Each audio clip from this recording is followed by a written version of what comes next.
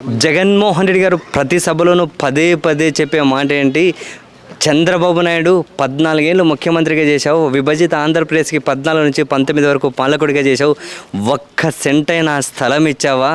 కానీ మేము సెంటు స్థలం ఇవ్వడం కాదు, ఇళ్ళ నిర్మాణాలు కాదు, ఊర్లకు ఊర్లే కట్టాము, అది జగన్మోహన్ రెడ్డి పాలనకు నిదర్శనం అని చెప్పి పదే పదే చెబుతూ ఉంటారు కదా.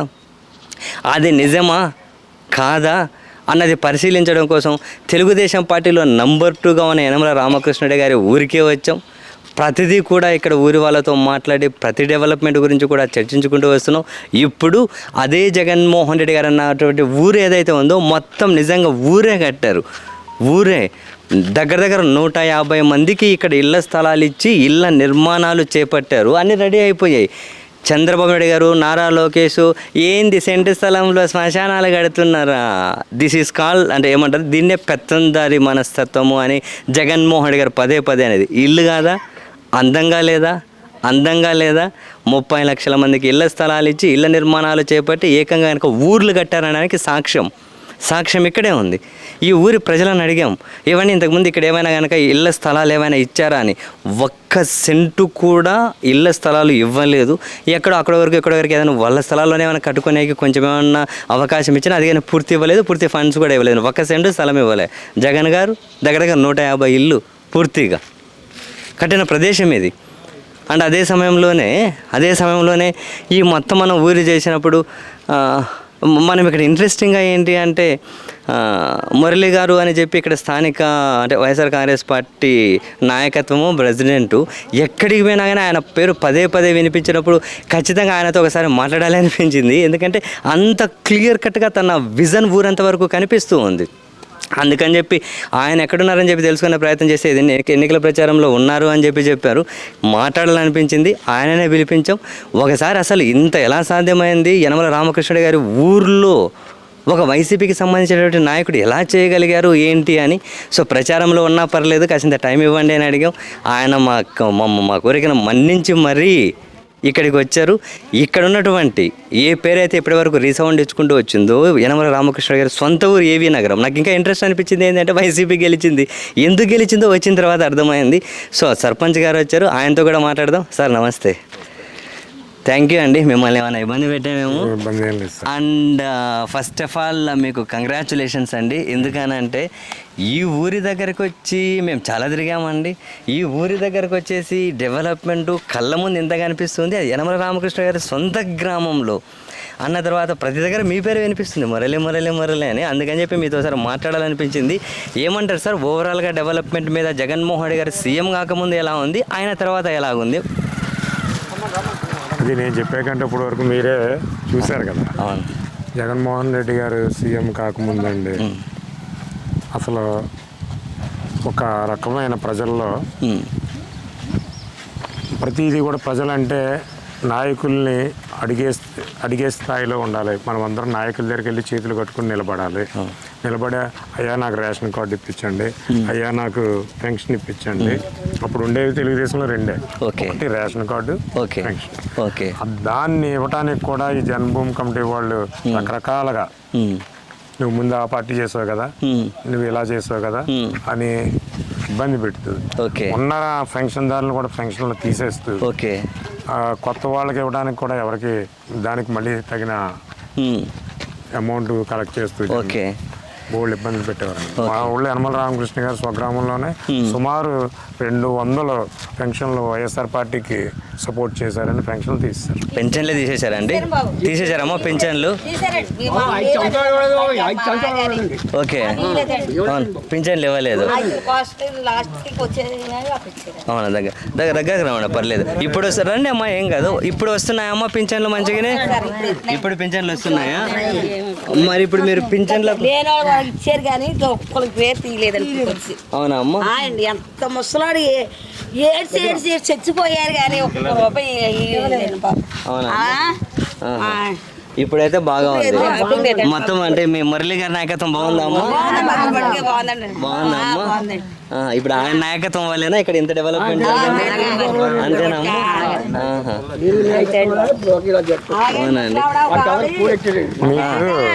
మీకు మీకు అలాగని చచ్చిపోయిందండి బాబు.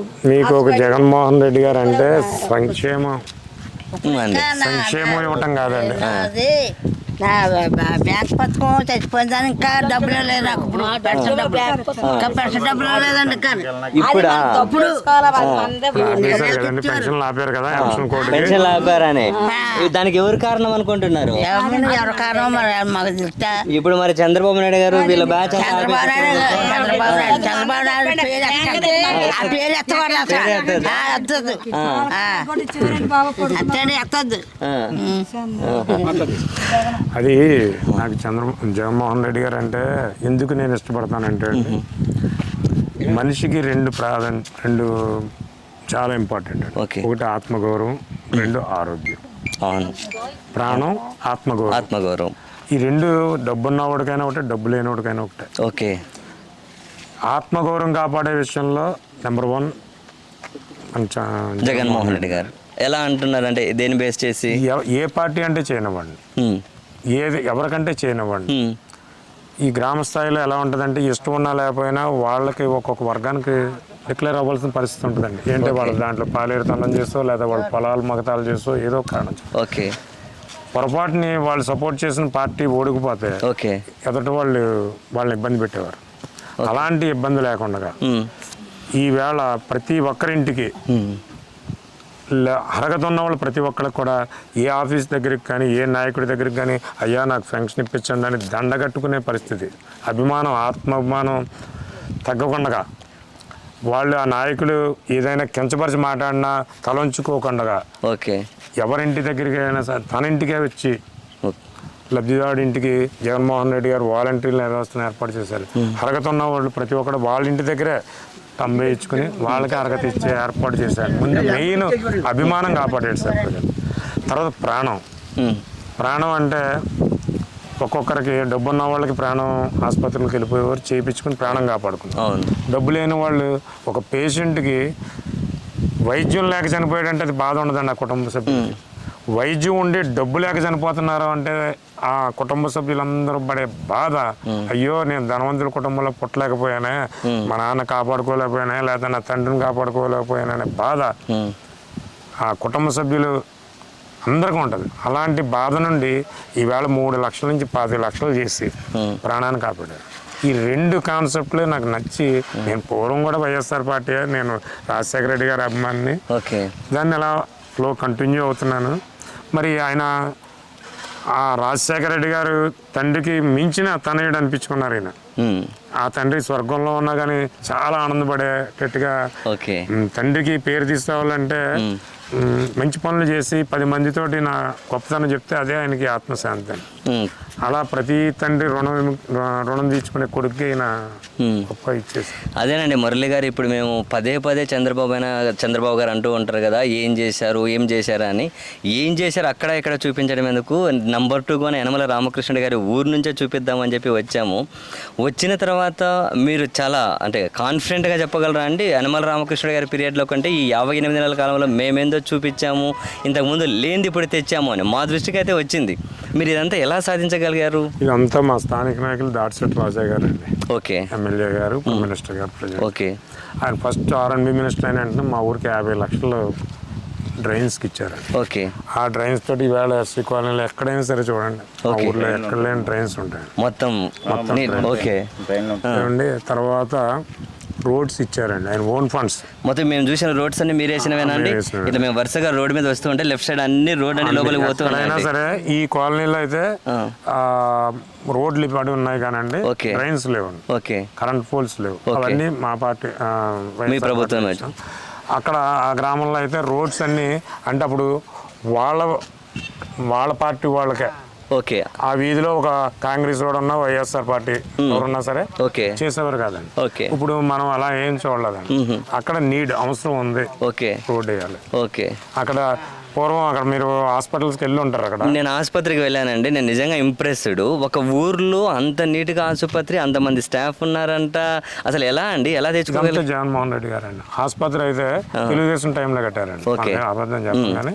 అది రికగ్నైజ్ అవ్వాల. ఓకే. కట్టి 2 సంవత్సరాలు ఎవరో ఇన్ఛార్జ్ డాక్టర్, ఓకే. పూర్వం గ్రామంలో ఉండే ఏఎన్ఎం అలా కూర్చుని ఉండేవారు అంతే. ఒక ఇన్ఛార్జ్ డాక్టర్ వచ్చేవాళ్ళు, అంతే. ఎవరో ఒక నర్సు లాగా ఏఎన్ఎం ఒకరు వచ్చేవాళ్ళు. అది గ్రామంలో ఉండే ఏఎన్ఎంలు ఎలాగో ఉంటారు కదా, అవునులేండి. ఆవిడ వెళ్ళి కూర్చునేది అంతే. ఓకే. అక్కడ వైద్యం ఏమి ఉండేది కదా. ఓకే.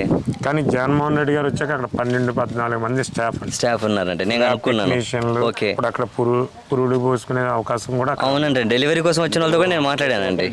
డెలివరీ కోసం వచ్చిన వాళ్ళతో మాట్లాడానండి. చాలా ఇబ్బంది పడిపోయేవారండి. ఓకే. ఇప్పుడు మా ఊరు వాళ్ళు 24 గంటలు ఏదో కార్పొరేట్ ఆసుపత్రుల లాగా. అవునండి, అంత నీట్గా మెయింటైన్ చేస్తున్నారండి. అంటే నేను అదే విషయంలో ఇక్కడ నేను వచ్చిన దగ్గర నుంచి అండి ఇక్కడ మిమ్మల్ని చూసి మాట్లాడేంత వరకు కూడా చాలా మనస్ఫూర్తిగా అభినందనలు అంటే ఇవాటి నుంచి అని కాకుండా మా నుంచి కూడా మీ మంచితనం అయితే ఊర్లో కనిపించిందండి. కానీ ఆసుపత్రి అంత బ్రహ్మాండంగా మెయింటైన్ చేయడం చూసిన తర్వాత రియల్లీ అసలు అప్రిసియేషన్స్ ఆసుపత్రి ముందే ఒక శ్మశానం ఉందండి. అవును, గోడ కట్టారండి. గోడ ఎవరు కట్టారు? అది మన రాజా గారు మా ఇప్పుడు ఈ గవర్నమెంట్ మన గవర్నమెంట్ లోనే అదంతా ఫిల్లింగ్ చేసి. ఓకే. అది అంతకు ముందు వచ్చేటప్పుడు శ్మశానం. దాని ఆ శ్మశానాన్ని హాస్పిటల్ కనిపించకూడదు పేషెంట్స్ కి. మళ్ళీ ఆ శ్మశానం చూసారంటే ఒక రకమైన నెగిటివ్ వైబ్రేషన్స్ వచ్చి ఇంకా నీరసకెళ్ళిపోతారన్న ఉద్దేశంతో ఇలా సార్ మాకు ఇలా కావాలని అంటే మినిస్టర్ గారు వెంటనే అది కూడా శాంక్షన్ చేసి ఆ గోడ కట్టి గేట్ కూడా అటుపక్క పెట్టించారండి. ఇంక ఈ ఆసుపత్రి మీద రోడ్డు మీద గేట్ లేకుండా ఆ పక్క వచ్చిపోవాలి కానీ ఇట్లా ఉండొద్దు, అసలు ఎవరు కనిపించకూడదు హాస్పిటల్కి. ఆ శ్మశానం అనేది కనిపించకూడదు. ఎంత సున్నితంగా ఆలోచించారండి మీరు సీఎం లాగా. అయితే మరి ఇంతకు ముందు ప్రభుత్వాలు ఎందుకు ఆలోచించలేదు అలా? మరి వాళ్ళకి అదేం లేదు సార్. వాళ్ళకి ఎంతసేపు కాన్సెప్ట్ ఏంటంటే వాళ్ళ పార్టీ వాళ్ళు తీసుకోవాలి, ఓకే, వేరే వాళ్ళు ఎవరు కూడా రాకూడదు, ఓకే, వాళ్ళకి వ్యతిరేకంగా ఎవరు మాట్లాడకూడదు. అంతా ఒక నియంత పరిపాలన. వాళ్ళు నమస్కారం పెట్టాలి. ఎవడ నమస్కారం పెట్టకపోతే వాళ్ళ ఆ కుర్రోడు నమస్కారం పెట్టకపోతే మనవడు నమస్కారం పెట్టకపోతే తాత పెన్షన్ తీస్తుంది. పెత్తందారి మనస్తత్వం. మనవడు నమస్కారం పెట్టకపోతే తాత పెన్షన్ తీసేస్తారు. మనవడికి తీయడానికి ఏం లేదుగా, అందుకని తాత తీసేస్తారా? ఎందుకు తీసారండి? అది ఎందుకు రాలేదంటే మీ మనవడు నన్ను చూసి చాలా ఇచ్చేసారు. అదేంట్రా ఏంటండి ఇంత దుర్మార్గం? అది 200 పెన్షన్లు తీశారు సార్. నేను చెప్పేది చెబుతున్నారండి పబ్లిక్ అడగండి. ఈ రోజు 30 ఏళ్ళ బట్టి 40 ఏళ్ళ బట్టి ఉన్న వాళ్ళని కాదని ఇక్కడ మమ్మల్ని ఎందుకు ఎన్నుకున్నారండి? అవును, రేపు రాబోయే ఎలక్షన్ లో కూడా ఇక్కడ స్థానిక సభ్యురాలు తెలుగుదేశం సైడ్ పోటీ చేసే యనమల రామకృష్ణ గారు అమ్మాయిది ఇక్కడ లోకల్ అయినా కానీ మాకు కనీసం అట్లీస్ట్ 100 ఓట్లైనా వైసీపీ మెజార్టీ వస్తుంది ఈ ఊర్లో. అంటే క్యాండిడేట్ ఉన్న ఊళ్ళో సర్వసాధారణంగా ఎవరి క్యాండిడేట్ అయితే ఆ పార్టీకి మెజార్టీ వస్తుంది. అవును, కానీ ఒకవేళ ఇక్కడ అలా రాదండి. ఓకే, ఇక్కడ ఖచ్చితంగా రాదండి. ఓకే, ఖచ్చితంగా ఎందుకు రాదంటే నా గొప్పతనం కాదు, జగన్మోహన్ రెడ్డి గారు మా ఎమ్మెల్యే గారు దాడిశెట్టి రాజా గారి గొప్పతనం. లేదులేండి, అది మీ గొప్పతనము. బట్ మా వ్యూ పాయింట్ తీసుకుంటే ఒక స్థానిక నాయకత్వం మద్దతు లేకుండా ఇంత సాధ్యం కాదులేండి, నో డౌట్ ఇన్ దట్. అయితే మాకు ఇంకో కామెడీ కనిపించిందండి. ఇక్కడ కళ్యాణ మండపంలో స్కూల్ ఏంటండి బాబు? కళ్యాణ మండపంలో స్కూల్ రన్ అవుతుందండి. అసలు అది 2003లో కళ్యాణ మండపం శంకుస్థాపన తెలుగుదేశం టైంలో చేసి రాయి కొట్టేసి ఎన్నికలకు ముందు 2003 అదేలే, అప్పుడు ఎన్నికలకు ముందు. అది 2008లోనో 2009లోనో వైఎస్ఆర్ ప్రభుత్వం వచ్చాక ఓకే ఆ కళ్యాణ మండపంలో గేదెలు కట్టుకునేవారండి. ఓకే, ఆ స్థలాన్ని మళ్ళీ తెలుగుదేశం వాళ్ళు ఇచ్చేసి అవన్నీ ఖాళీ చేయించి మళ్ళీ కాంగ్రెస్ ప్రభుత్వం రాజశేఖర రెడ్డి గారి టైంలోనే కళ్యాణ మండపం కట్టించారు. కట్టించి అక్కడ స్టోన్ ఇది పెట్టారు. ఈ లోపల మా ఊరు 7th క్లాస్ వరకు ఉండేదండి పూర్వం నుండి. దాన్ని తెలుగుదేశం 2014లో హై స్కూల్ వచ్చింది. హై స్కూల్ వచ్చిన తర్వాత రామకృష్ణుడి గారు అంత స్థాయి ఉన్న వ్యక్తి, minister, second grade finance minister అయ్యింది. అప్పర్ ప్రైమరీ స్కూల్ అయినా కట్టలేకపోయారు, హై స్కూల్ కట్టలేకపోయి ఈ కళ్యాణ మండపం పేద ప్రజలకు మంచి చెట్లు పెళ్ళిళ్ళు చేసుకునేవారు, ఎవరైనా ఫంక్షన్స్ చేసుకునేవారు, చనిపోయిన వాళ్ళు భోజనాలు పెట్టుకునేవారు. అది తీసేసి అందులో అప్పర్ ప్రైమరీ స్కూల్ అందులో పెట్టించారు. ఇదేం దుర్మార్గం అండి. మళ్ళీ మిగతా ప్రజల అవసరాల కోసం ఎట్లా? ఎవరు బాధలు ఎవరు అడగలేదా అండి ఊర్లో? అప్పుడు అడిగితే ఎవరు జైలు ఏదో కేసు పెట్టి జైల్లో పెట్టేవారు అండి.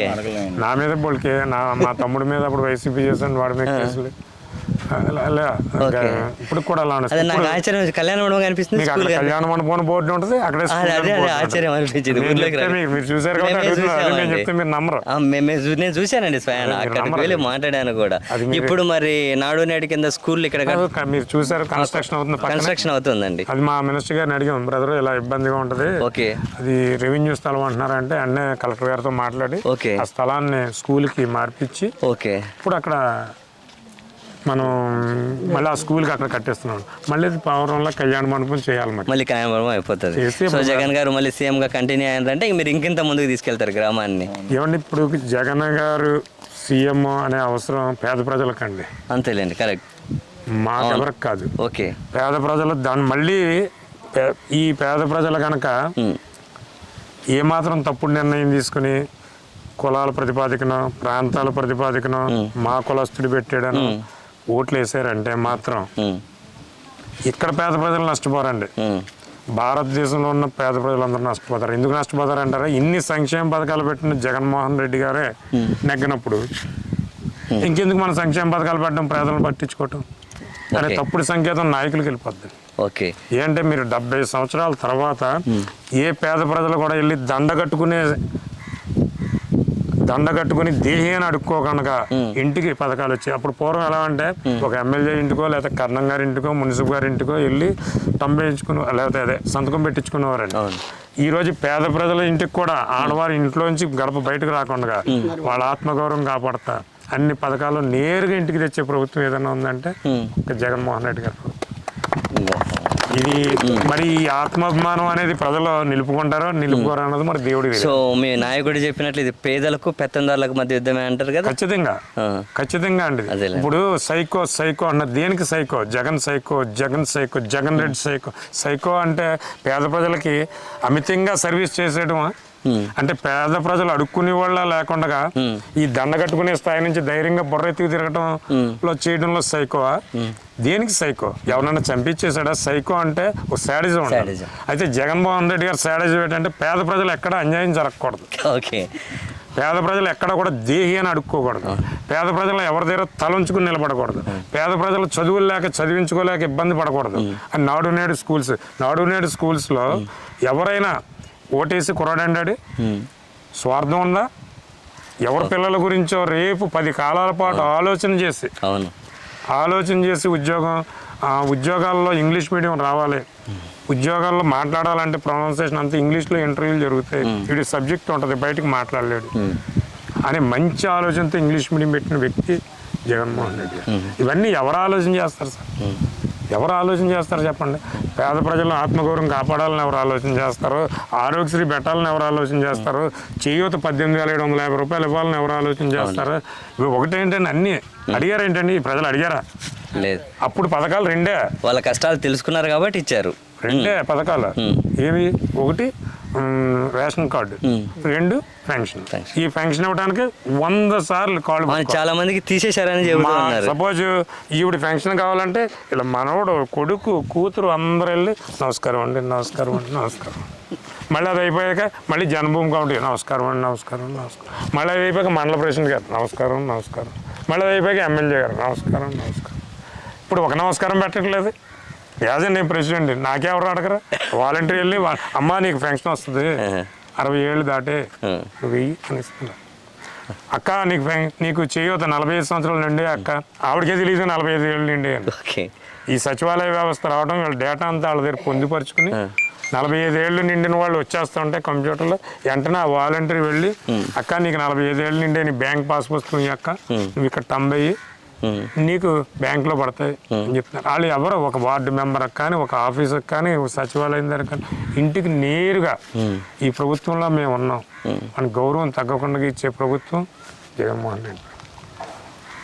నేను అందుకే కానీ అంతేగాని పార్టీ కాదండి ఇక్కడ ప్రభుత్వం. సర్వసాధారణంగా పార్టీలు ఎలా ఉంటే మీకు నాకు వ్యతిరేకం అయితే నేను వైసీపీ అయితే మీరు తెలుగుదేశం వైసీపీ. ఇక్కడ అలా కాదు, ఓన్లీ జగన్మోహన్ రెడ్డి అభిమాని అంతేనే ఆయన చేసే మంచి పనులకి. ఓకే, కానీ సర్పంచ్ గారు మీకు నిజంగానే మనస్ఫూర్తిగా అభినందనలు. ఎందుకంటే ఆ జనమల రామకృష్ణ గారు తను పెద్ద మనిషి నంబర్ 2గా ఉన్నారు. ప్లస్ ఇక్కడ వైసీపీ సర్పంచ్ ఎందుకు గెలిచారు తెలుసుకోవాలని అయిపోయి ఇంత దూరం వచ్చామండి. కానీ ఊరు చూసిన తర్వాత తిరిగిన తర్వాత చాలామంది మీ పేరు చెప్పిన తర్వాత మీతో మాట్లాడాలనిపించి ఇప్పుడు మీ సున్నితత్వం గ్రామంలో డెవలప్మెంట్ రూపంలో చూసామండి, ఇప్పుడు మాటల రూపంలో కూడా చూసాం. ఈసారి సీఎం గారు కంటిన్యూ అయితే మీరు మరింతగా మంచి అభివృద్ధి చేయాలని చెప్పి మేము కూడా ఆకాంక్షిస్తున్నామండి. మళ్ళీ వచ్చి చూస్తాం, అప్పుడు మిమ్మల్ని అడుగుతాం ఏం చేశారు అని. నాకు ఏమొచ్చింది అనుకుంటే పెద్ద సంతృప్తి సార్. అంతే కదా. ఇది పాతది ఇందిరాగాంధీ కాలనీ అండి, మా నాన్నగారి టైంలో ఇచ్చారు. ఓకే. ఇప్పుడు కూడా ఇది నన్ను సొంత బిడ్డలా చూస్తారు ఈ 2 కాలనీలు. ఓకే. మీ నాన్నగారు ఇచ్చారు బాబు వీళ్ళు అంట. ఇప్పుడు రేపు ఈ కాలనీ అంతా గవర్నమెంట్ అవ్వచ్చు, అవును, గవర్నమెంట్ సొమ్ము అవ్వచ్చు. కానీ జగన్మోహన్ రెడ్డి గారు ఇవ్వరు. ఆయన నా నాయకుడు కాబట్టి నా చేతుల మీద ఇచ్చాను, నన్నే అంతే గౌరవిస్తారు. అవును. ఇప్పుడు ఇచ్చింది గవర్నమెంట్ ఫండ్స్ అవ్వచ్చు, కానీ ఆలోచన రావాలి కదా గవర్నమెంట్. ఇప్పుడు గతంలో రామకృష్ణ గారు స్వగ్రామం అండి, ఆయన 30 ఏళ్ళు చేశారు. ఒక్క సెంటు భూమి ఇచ్చి ఒకళ్ళకి ఇల్లు కట్టల, ఎవరి స్థలాల్లో వాళ్ళు ఇల్లు కట్టుకునే దానికి బిల్లు ఇచ్చారు అంతే. అవి కూడా మొన్న 5 సంవత్సరాలు 40 ఇచ్చారు. ఓకే. వాళ్ళ టైంలో ఆగిపోయిన బిల్స్ కూడా కొత్త స్థలాలు కాదు, ఎవరి స్థలంలో వాళ్ళు వాళ్ళ స్థలంలో వాళ్ళు కట్టుకున్న బిల్లులు ఇచ్చారు. అవి కూడా ఆగిపోయాయి కొన్ని. ఒక్క సెంటర్ కొత్త స్థలం ఇచ్చారండి అస్సలు అడగండి మీరు ఊళ్ళో అడగండి సార్. ఓకే. ఒక్క స్థలం ఆ టైంలో ఇందిరాగాంధీ టైంలో ఇచ్చింది కాలనీ, ఇప్పుడు జగన్మోహన్ రెడ్డి గారు ఇచ్చిన కాలనీ. అంటే సుమారుగా ఒక 50 సంవత్సరాలు 45 సంవత్సరాల తర్వాత ఇచ్చిన కాలనీ ఇది. మీ ఊర్లో కొత్త ఇల్లు కనిపిస్తున్నాయి. 40 సంవత్సరాలు ఆయన మినిస్టర్ చేసాడు రామకృష్ణ గారు. ఒక్క కొత్త స్థలం కనపరాలే, ఒక్క స్థలంలో ఒక్క కాలనీ డెవలప్మెంట్ లో. ఇంకా చూడండి, ఇవ్వటం ఏంటి మరి కరెంటు, అవునులేండి, కరెంట్ వైరు, రోడ్లు, అవును, మరి వాటర్, అవును, అన్నీ ఇచ్చారు కదండి. ఏదో ఇచ్చాం మమ అనిపించుకోలేండి ఆయన. రోడ్లు వేయించారు, హైట్ చేయించారు, ఈ హైట్ చేయించారు, రోడ్లు వేయించారు, కరెంట్ ఇప్పించారు, మరి కుళాయిలు ఇచ్చారు. మీరు ఈవేళ 5 లక్షలు 3 లక్షలు పెట్టి కొనుక్కున్న స్థలానికి రోడ్డు ఉండదండి. అవును కదా. కుళాయి ఉండదండి. అవును. తర్వాత కరెంట్ ఉండదు. అవన్నీ కూడా మీరు ఓన్గా అరేంజ్ చేసుకోవాలి. ఇక్కడ ఎవరు ఓన్గా అరేంజ్ చేయాలి. చూడండి, తీగలు, లైట్లు అన్నీ కనిపిస్తున్నాయి. మా పాత కాలనీలో కూడా ఉండదు ఇంత. అదేలేండి. సర్పంచ్ గారు 30 ఏళ్ల క్రితం ఉన్న ఊళ్ళో కూడా ఈ సౌకర్యాలు లేవండి. ఇక్కడ ఉన్న సౌకర్యాలు ఇదిగోండి, రోడ్లు కూడా వేసేస్తారండి, మినిస్టర్ గారు చెప్పారు. ఓకే. అంటే ఎందుకు ఆపారంటే అండి, కన్స్ట్రక్షన్ టైంలో హెవీ లారీలు తిరుగుతాయి, రోడ్డు పాడు చేసేస్తున్నారని. ఓకే. ఆల్రెడీ గ్రావెల్ రోడ్స్ వేస్తున్నాయి, వెంటనే ఎలక్షన్ అయిన వెంటనే సిమెంట్ రోడ్లు వేస్తారు. కంగ్రాచులేషన్స్ అండి, మీరు మరింత అభివృద్ధి చేయాలి. మేము మళ్ళీ వచ్చి చూస్తాం, ఈసారి మళ్ళీ ఏం కొత్తగా చేశారో మాకు చూపెట్టాలండి.